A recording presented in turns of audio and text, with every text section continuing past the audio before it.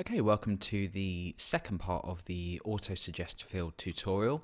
In this part of the tutorial, we're going to be creating the markup for the index page, so the page that you're going to first land on, and then we're going to start to implement like the style sheet. We're probably not going to be touching on styles in this part of the tutorial. Implementing jQuery, our JavaScript file, etc. So we're starting to build up our directory structure. As you can see at the moment, I've just got index.php, so we're going to be building the directory structure as we go. We're not going to do it all in one go. So the first thing we want to do is we want to declare our doc type. I'm going to declare a doc type for HTML5, only seems necessary. And basically this means that if we do want to implement any HTML5 elements in the future, then we can, so it just makes everything a lot better. So I'm going to create a head for this, and I'm going to give it a title. So let's just give it a title of auto suggest field. And down here we want to give a link to our style sheet. So we want to say link rel equals style sheet. HTML5 doesn't require a type, so we can just say href, and this is the link to our style sheet. Now our style sheet is going to be in a CSS folder, and we're going to call this screen.css. And all our styles are going to be contained in there. So in the next part of the tutorial, we're going to be creating the actual style sheet itself. Let's come down and create the body of the document. And in here, we want to go ahead and around here create our field, and down here we want to include our scripts.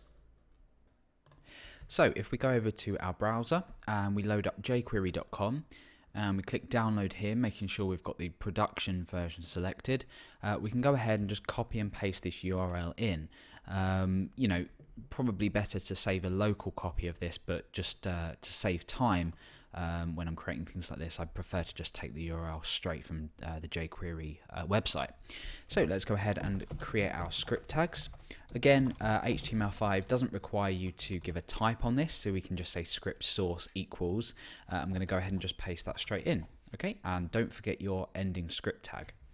So the next one, script source equals, and this is going to be our custom JavaScript file that we're going to be going and creating our the functionality to allow us to do what we're doing here. And this is going to be in a JS folder, and I'm going to call this primary.js. It's just any general styles that we want, keeping it to one file.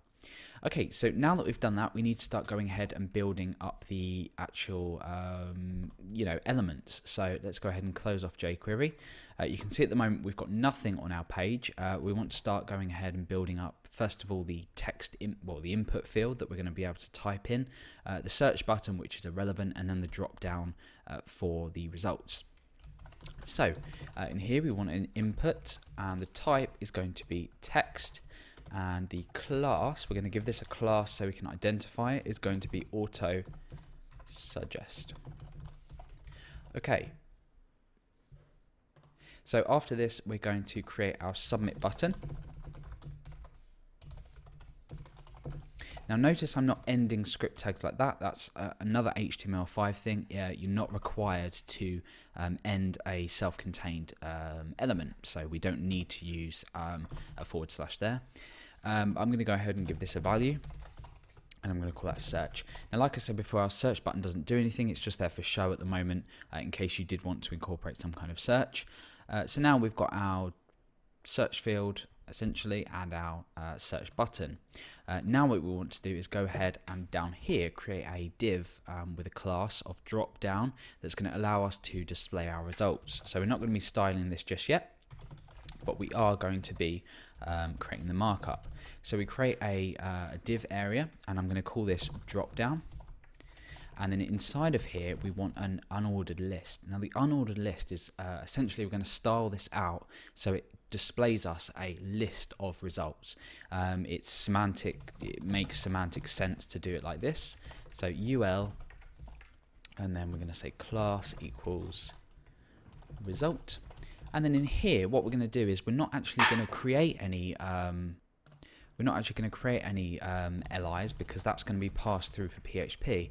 But in order to style it, we need to actually create some of these, you know, so we can see what we're styling. So I'm just going to come in here and type in London, Manchester, and let's say New York. So I'm typing 3 examples in, so when we go ahead and preview that in the browser, you see we've got this. Now it's far from finished at the moment, but in the next part we're going to be styling this up. That involves getting rid of the list bullets here, pulling this across and up, and then giving it a border for each one. So, you know, it might look difficult, it might look hard to style, but in actual fact our style sheet is quite short, and it's probably longer than it could be. I've just, you know, sort of taken an easy route round here. It's not a CSS tutorial, but we are going to be styling this as best we can and as efficiently as we can.